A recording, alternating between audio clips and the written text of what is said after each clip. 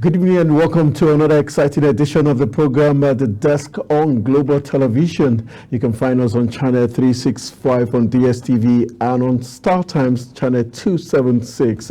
You're watching the most compelling talk show on TV where we look at issues from the global perspective and also the national and sub-national level. It's no longer news that the hunger strike in the world's biggest black nation, Nigeria, is real, and it entered day two today with some minimal protests seen across the city center, and also moving to the venue that was earmarked by the High Court in the Federal Capital Territory, talking about the Moshood Abiola International Stadium, where protesters did gather today again. And that's going to make the fulcrum of our discourse today as we look at the day two of the national hunger protest and the implications and impact. We'll also be zooming in into one of Nigeria's very strategic state that's blessed with mineral resources, talking about Zamfara state. We'll be zooming in into it and what the future holds for that very, very strategic state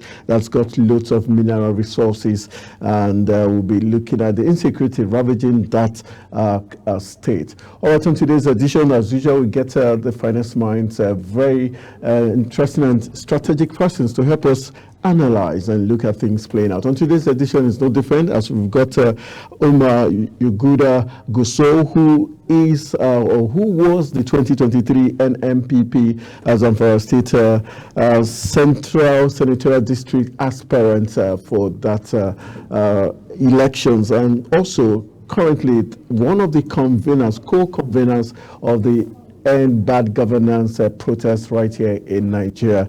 We are so glad to have you join us in this.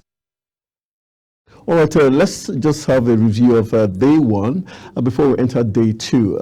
From day one, we did see that in the northern region, northern states, the protest was embraced fully, unlike the earlier thoughts that probably the northern state would not join the protest. What does that mean to the entire equation in terms of the national protest? Okay, thank you very much, Mr. Anthony. You see, the whole issue regarding this process is things that have been happening for quite some time, especially in the north. Northern people are very patient, and we listen to our elders. We listen to people that are more knowledgeable than us. That is why it takes us this long time to actually raise up like this. This has never happened in the north, where everybody answered the Clarilocan call to come and actually, demand for their rights. And this shows that the policies that we have right now by the present administration is not actually people-friendly. You see how life is now. It's not something that is new. You go to market, every day prices changes. You can go to market twice in a day and see prices changes twice in a day. So it doesn't happen in Abuja. It happens all over the north, especially the northwest, where we've been dealing with the issue of banditry for over 14 years now. And, people are being pushed to the wall because they don't find solace anywhere, nowhere to go and put their complaints. Nobody listens to them anymore. We have representatives that come there that actually don't push the way they are supposed to. They are doing their best, but they could do better. All we are saying is people are angry, people are hungry. And a hungry man is an angry man. In as much as people want to do a peaceful protest, which is what we are advocating, by the time people come out and they are hungry, they can't shout for hours without actually, I think that was what happened. We see that in Kaduna, we see that in Kano, we see that in Niger State. We've lost some people there actually. But overall is a well peaceful protest here in Abuja. As you see, the first day we were out, especially we that were able to get to Eagle Square, we came peacefully. We were there, we were just holding our placards before, police started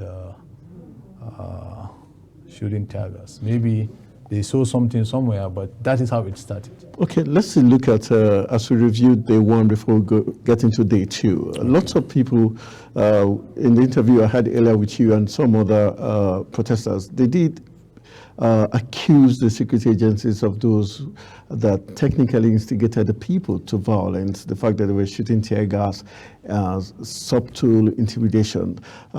Is that completely true? Yes, you see, it's time we tell ourselves the truth. Yesterday was supposed to be relatively peaceful, but people came out to protest, people came out to protest, but they were being blocked. Even though we were being approved to come out and protest, which we don't even need approval. We just need to tell the police that this is what we are doing, we need protection. But we saw what happened at Lube even yesterday in the evening. We saw what happened at Mararaba, that axis, and we saw what happened at Zuba axis. These are all things shouldn't have happened. People come out peacefully, actually.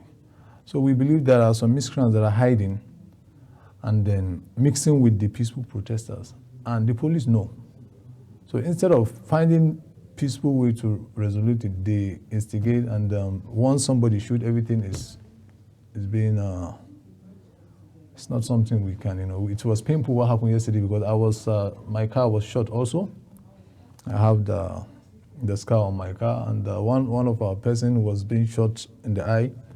We took him to the hospital. But why did they shoot at the protesters? Were they armed? We were not armed.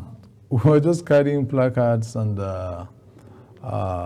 that's it. We're just carrying placards and chanting whatever it is we want to chant, because as Nigerians, that is our right.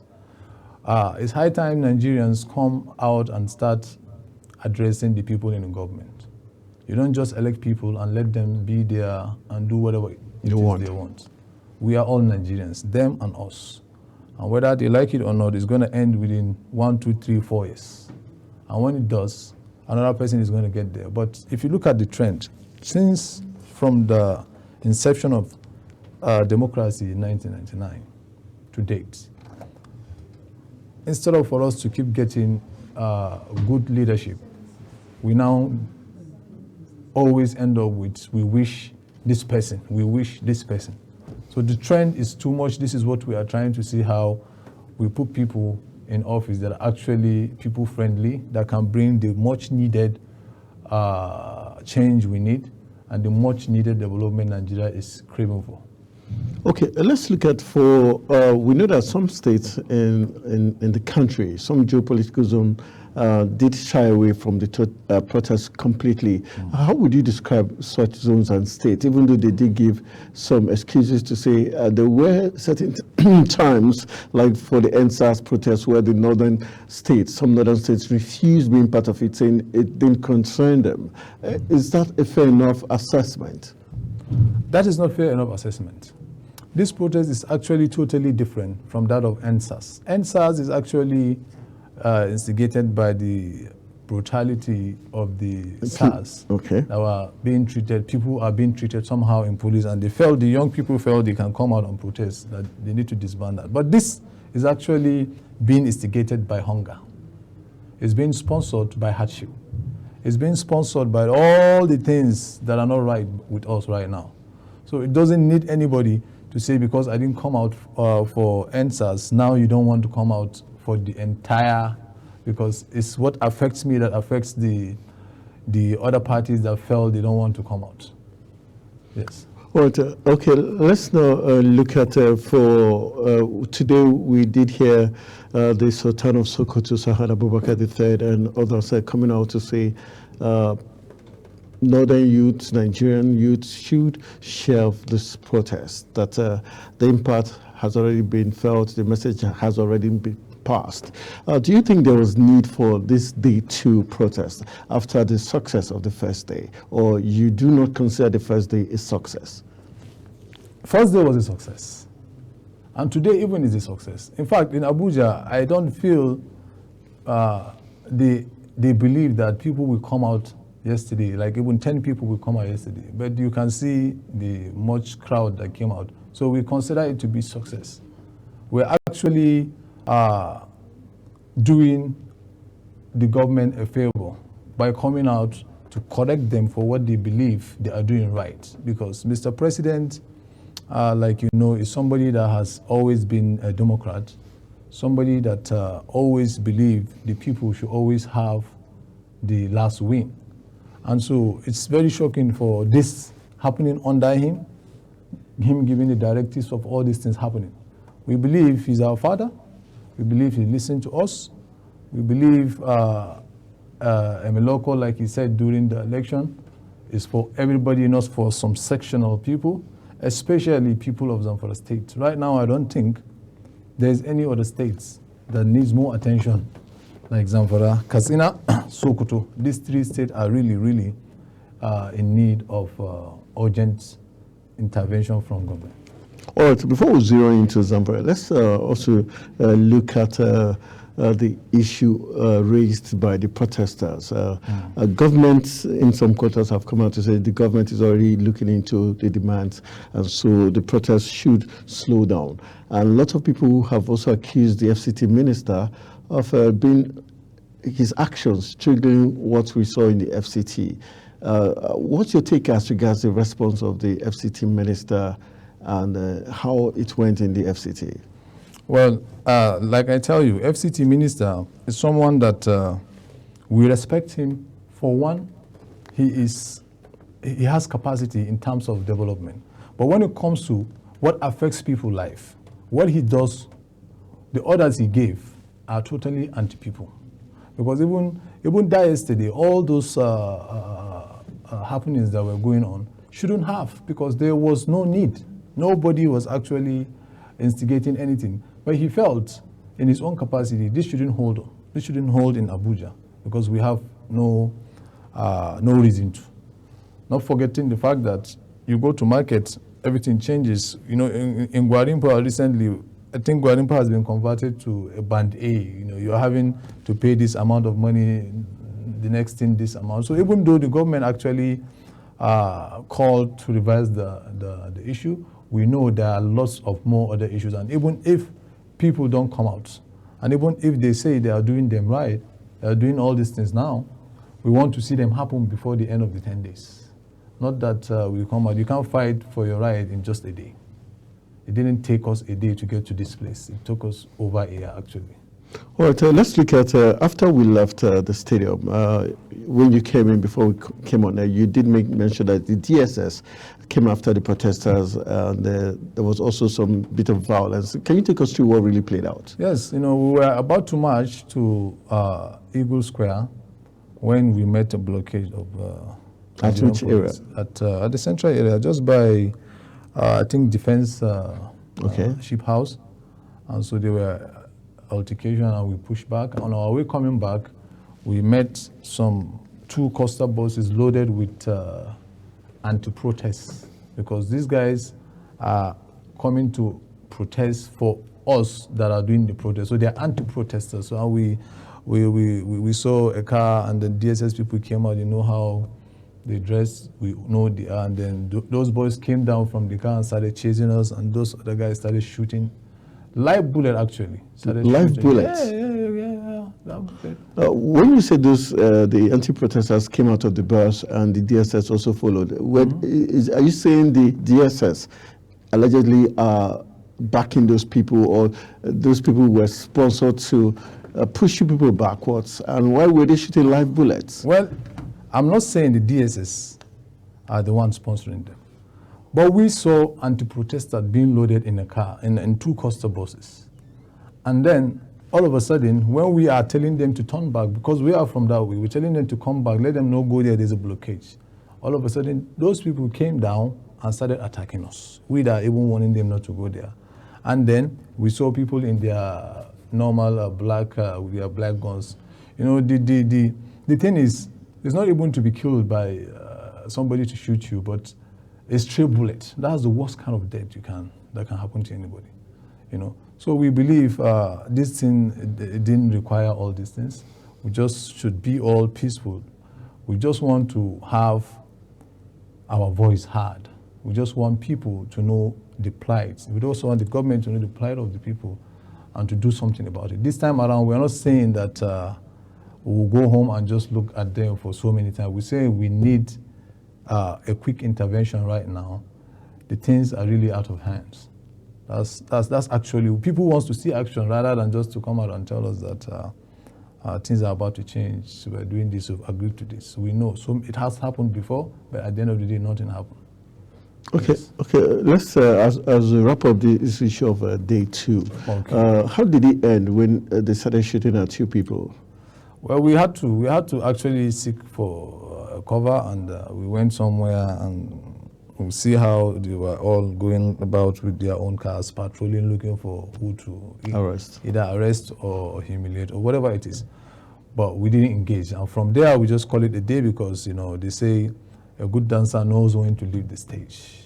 We can't live to fight another day. We are not here to create violence or any other thing. We're only here to speak for those people that don't actually have the voice to speak for themselves.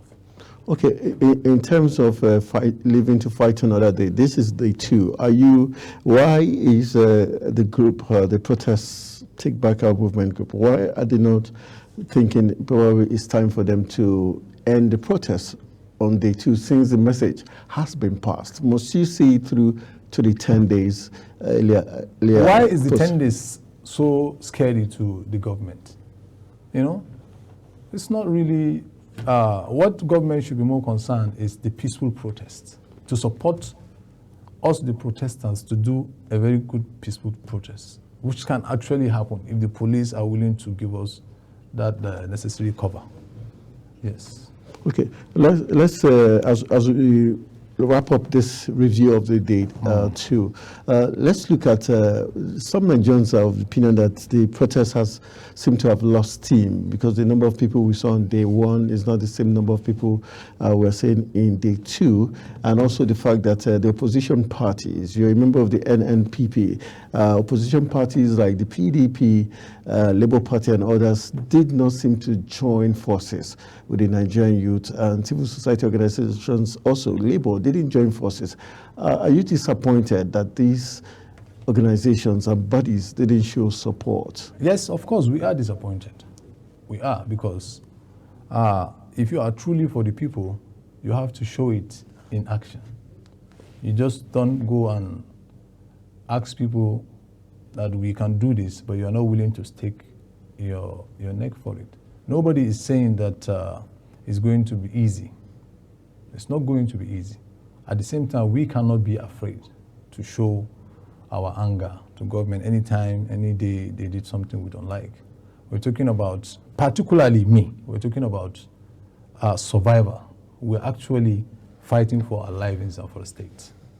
So that is a good motivation for anybody from that state actually, or from the Northwest, to come out, because we just want to live. We're not actually protesting only the hardship of life. What we need first is that security. All right. Okay, before we go for a quick break, when we return, we're focusing on Zamfara proper. Let's look at the other demands of the protest, okay. Which has to do with the issue of the fuel subsidy, the electoral process being more transparent, and other demands. For you, which of these demands do you think is realistic, that you think the government can achieve? Or some persons have said, if Mr. President addresses the protesters today, things will be different. Do you agree? Yes, of course, because all of us want to see him speak from wherever he is. We are his children. We want to hear the father talk to his children and tell us what it is that is in his mind regarding what we came out to protest about. I believe by doing so, it's only going to show how humanly he is and he feels the pain. But I am actually, disappointed that he hasn't done that yet. Maybe the people around him are not giving him the best of advice, because at the end of the day, it's the poor masses that are going to suffer, not any rich person or any politician. So for that, I think it's very important that he comes out and do that. And for the other parties, the civil society organizations, yeah, because they had meetings with the presidency, and we saw a lot of people backtrack after that that meeting. What do you think played out? You see, a lot of these bodies don't actually carry the interests of the entire nation. Now you have a nation that is over 250 million from the estimated population now. And then you have only 8 million people among those that elected a president. Now you tell me, is it simple for somebody to just suffer because somebody make a wrong decision? 8 million people are deciding for over 242 million people in Nigeria, which is not right. There are people that have never voted in Nigeria, and they are Nigerians. They are just going about their business. If they are in the bush, they just want to farm and just live their life. Now it's no more. They can't. So for this, I don't think any other person needs any excuse to come out and actually say it loud and clear. We have seen some of the policies that have come, especially the fuel subsidy that you're talking about. The removal of fuel subsidy actually started the whole thing, which we are all surprised because the president himself protested against this fuel subsidy, against Tinubu. We all saw that. They came out in masses at that time. Against Jonathan, right? Yes, against Jonathan. They came out in that time. We participated even ourselves, And then, again, he wrote an article regarding removal of fuel subsidy. He wrote a paper on that, telling us how it's going to affect the bottom, and it's now happening. What is more shocking is that this happened during his time. He is the one that actually doing this now. You understand? So, Mr. President, we are saying that there are hard decisions you have to take. That's why you are there. As a father, we believe that. And we believe that decision you took to take the fuel subsidy off is not a well-thought idea from the beginning. It was an idea that came based on impulses. That later, that we believe by the time they found the damage, it's too late to go back. Now we are saying, currently, subsidy are being paid because the landing cost of PMS is close to 1,000, very close to 1,000 naira. So who is covering the differences?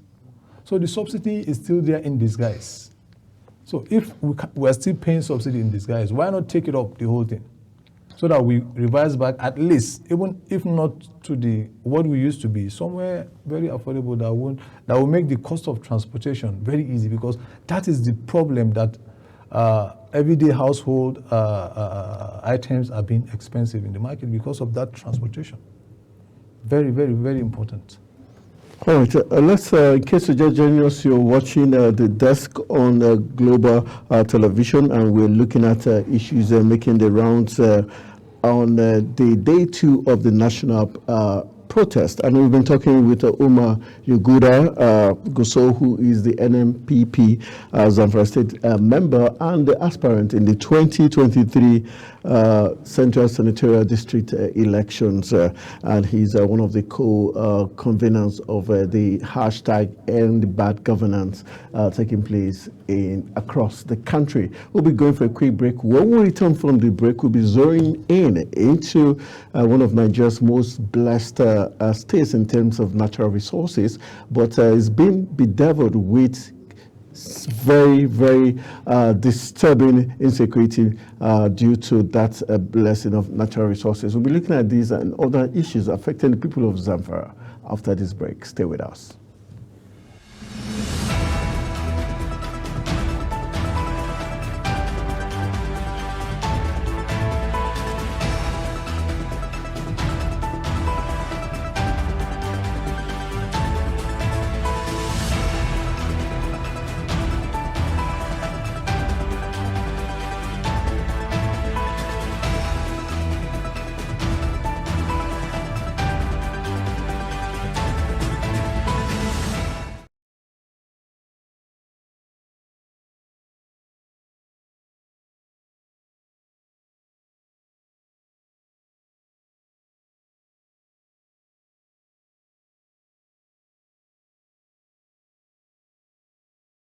From the break, you're still watching the desk on Global Television. We're still extracting the day 2 of the hunger protest in Nigeria, and we're looking at the impact thus far. The first 30 minutes, we had the review of day 1 and day 2, what is expected, and one of the conveners who is in the studio with me, Umar Yuguda.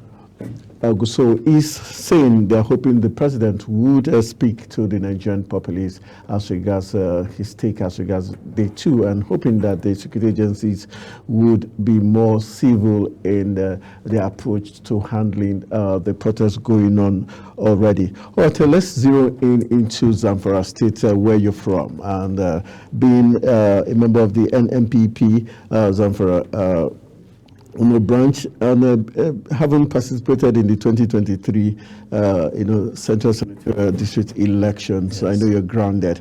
Let's look at Zamfara.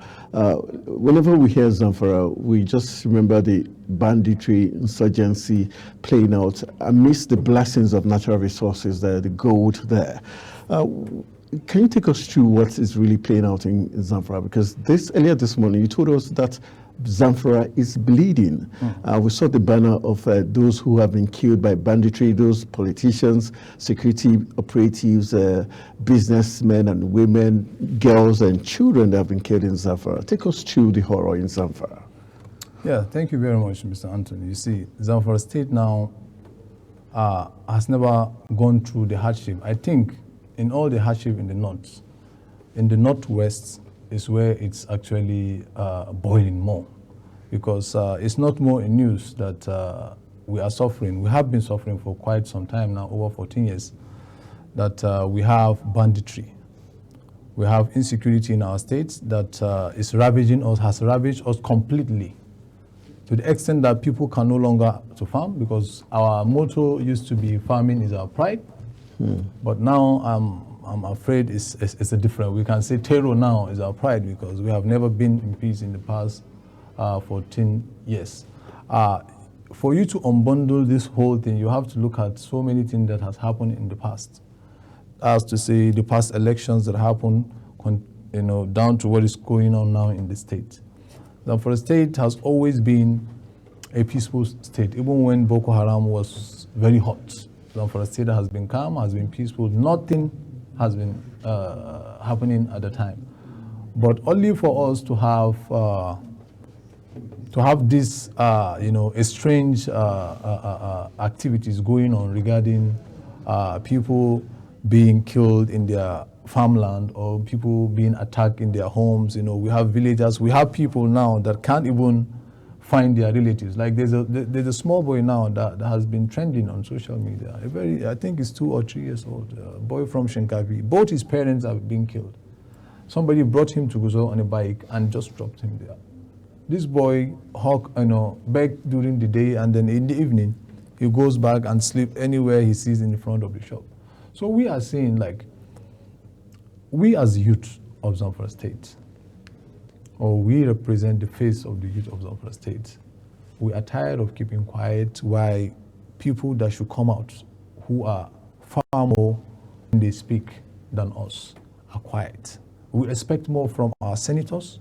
We expect more from the governor himself, even though this governor, the current governor now, has been trying. He came out severally even to defend himself by saying so many times military were being removed from some points when deployed. And who does that?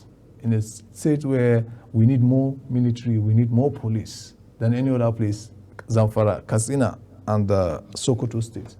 And we've even engaged the governor.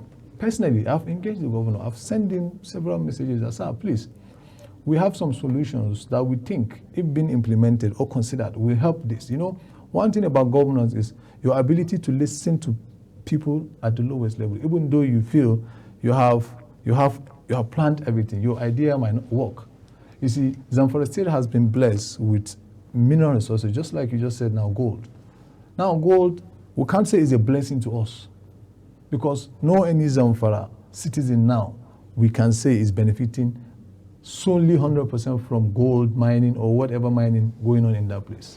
All right, let's see. Now, this takes me to the next question. This has been, we've got Alake, who is the Minister of Solid Minerals, making comments to say Zamfara State is a hotbed of insecurity because ex-generals are those who are perpetrating the illegal mining in the state. And the federal government went forward to make policies where you should get license before you can begin to mine. How true is it that it's the ex-generals that are doing this mining and that the state is in collusion with them? That's why it's not ending. You see, the issue of mining in Zamfara State is a very complicated issue. That when you are talking about it, you have to be very careful because a lot has been said and a lot is going out there and a lot of people know the truth. But what we are saying But what's the truth? Because we like to know the truth. Yeah, the truth is so many stakeholders, not only ex-generals, but other political figures already have interests. Are these political stakeholders, are they from Zamfara or outside the states? We have both. One thing about gold is that you can get your license even if you are from any state. And if you have your license in Zamfara, you can go and mine. You're allowed because you have the license. So many actors are not state. Many people mining there are non-state actors. And we also have... Do we have foreigners? Because it's been alleged that some Chinese and some foreigners. Yes, it's all over the news. We have some news where some Chinese are being caught. They have houses somewhere in the bush, they do this. And, news comes out like this. What really is disturbing is that it's just died down. People don't come out to actually demand to know what is going on because keeping quiet is what is actually putting in on all this mess that we are now. Zamfara State has always been a state of farming because we have the minerals, but we are more specialized in farming and in cotton. But right now, all these things are gone as I'm talking to you. People only fit to mouth, not really fit for commercial. Okay, let's look at the level of insecurity now. Is it just at the local government areas? Because I was in Zamfara almost maybe 10 or 12 years ago, where I stopped at the Travelers Lodge. And that's near the city center, some minutes before. That's the bypass, yes. There's this building I noticed then that should be like 14 years ago, uncompleted in the middle of the city. And I noticed we had young boys doing drugs from the top to the bottom. Yes. Why did they allow that fester? The way you're smiling, I know you're aware of what plays out in that building. Yeah, of course. Do you think that started brewing that long time ago and it wasn't tackled?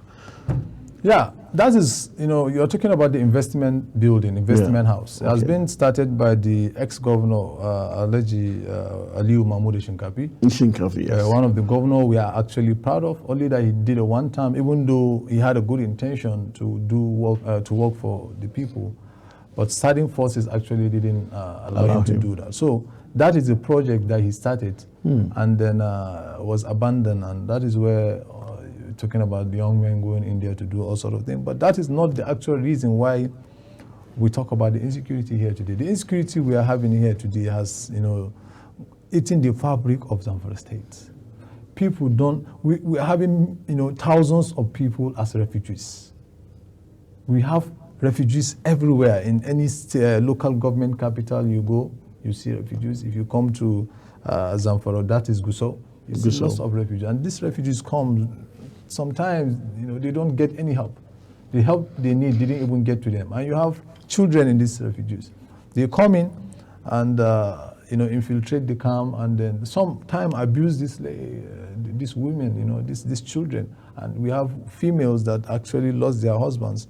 And because of the hardship now in the country, they have to resort to giving themselves out to feed their children.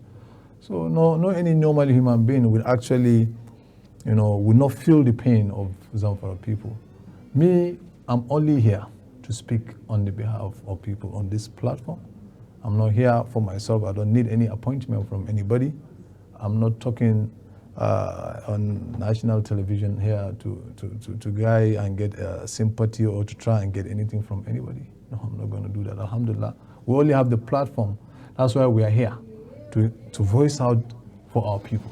All right, let's look at how do you think in our discussion and the news we get from Zamfara, there seems to be a problem between the current governor, the ex-governor, and Matawale. How has this also allowed insecurity to fester in Zamfara? That is the problem we have in politics in Zamfara State. You know, politics is not just about being in different party and trying to just do you and not do the right thing. You see, their feud actually happened just before the election because, of course, the governor wants to be re-elected and the current governor also wants to get in because he feels he can do better. And it's actually good. If we have people that are challenging the incumbent governor to say, I can do better than you, and then he comes and do something, this is good for the state. But any personal grudges they have between them is not helping the state.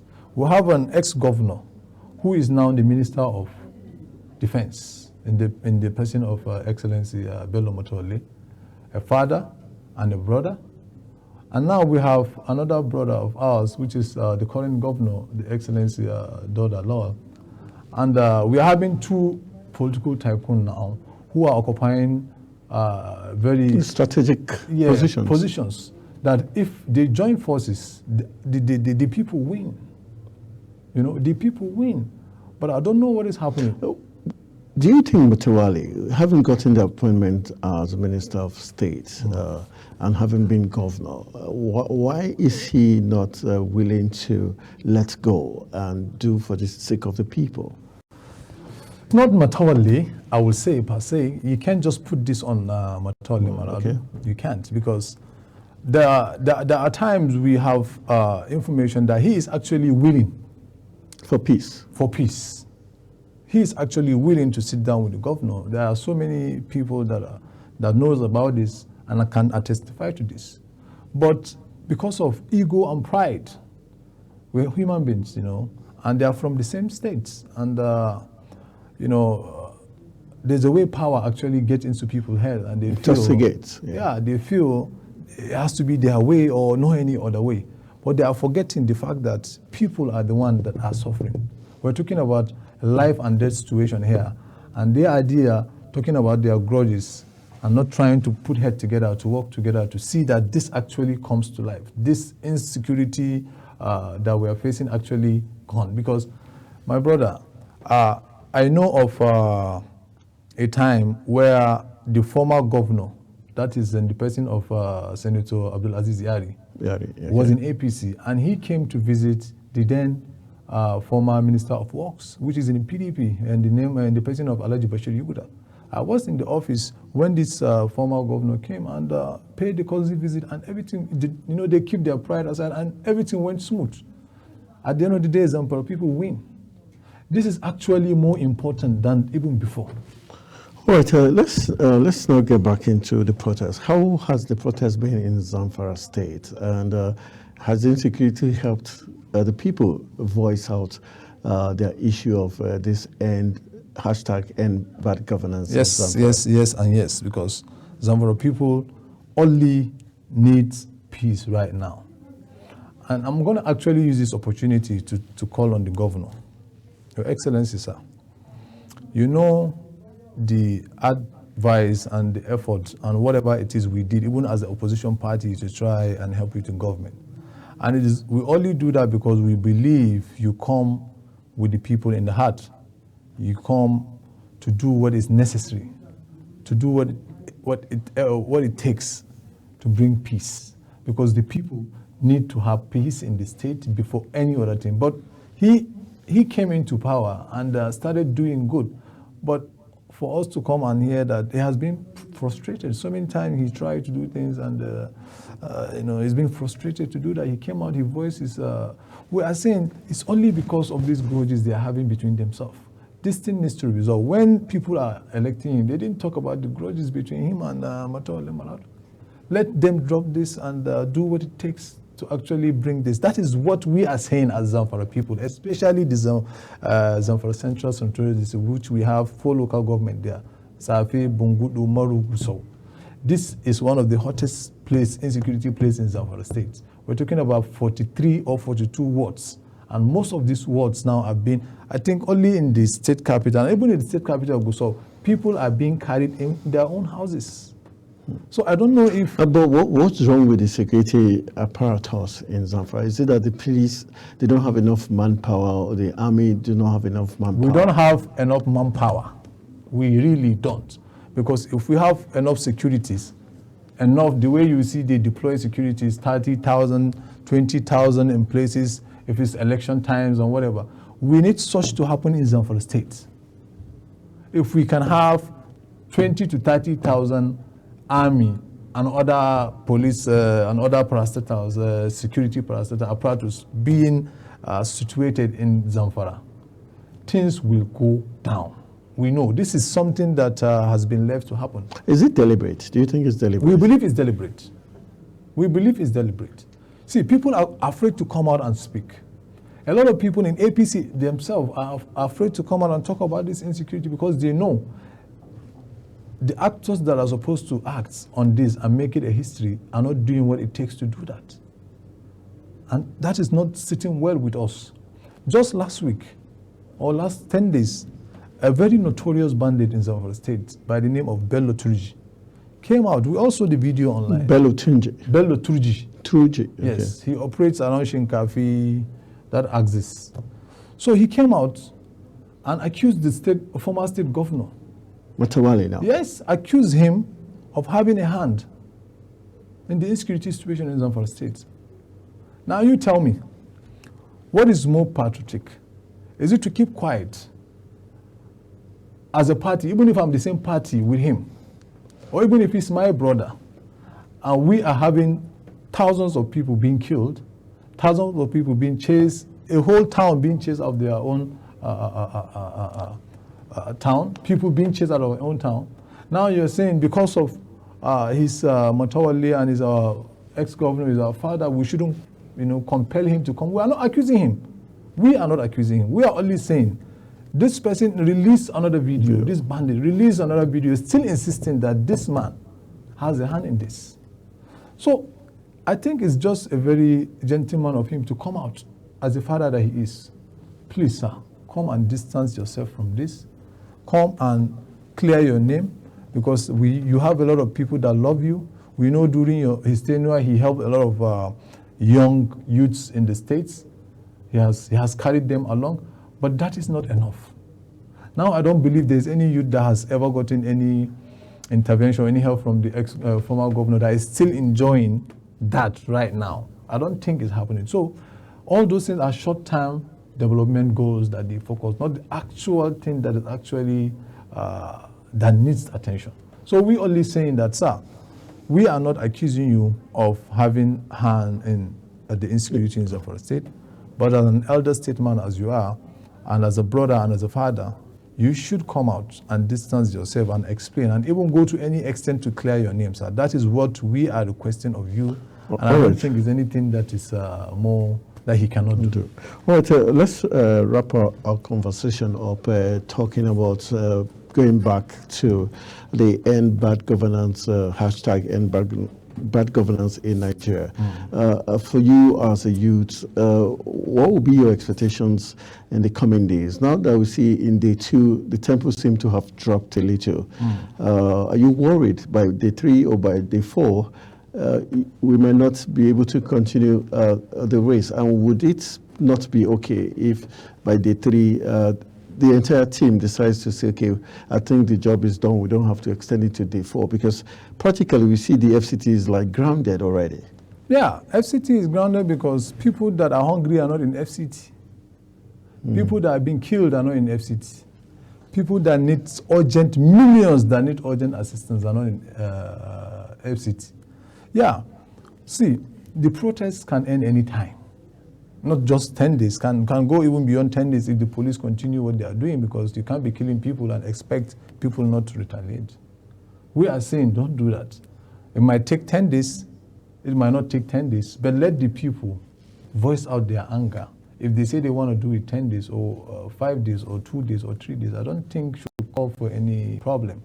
Now, the issue is just, why is the government afraid for people to come out and voice their They're saying they don't want violence. Yeah, they don't want violence because they know there is hunger in the land, and a hungry man is an angry man. So how do you contain such situation? Trucks were given to governors, and I don't think in my state it has been shared. Let's be fair, even to the president himself. There's no any time governors are making more money than right now because subsidy is gone. So if the president actually do that, he has unbundled himself of some responsibility. You don't expect the president to go and do borehole, to go and do roads, state roads, to go and do other things. You don't. He has to be the governor. He has to be the governor. So the governors themselves need to actually wake up from their slumber and know this is not time as usual as used to be. People now are more vigilant. People are more, they look at what is going on and they actually act accordingly based on what condition they are. Okay, what will be your final word as we wrap up the protesters, especially those in the FCT, religious leaders? Yeah, so my final word is very simple. If you are protesting because you are hungry, or if you are protesting because you can't sleep in your house, your husband has been killed, your son has been killed, or your brother has been killed, or whatever it is you are doing protest for, please always try and be peaceful.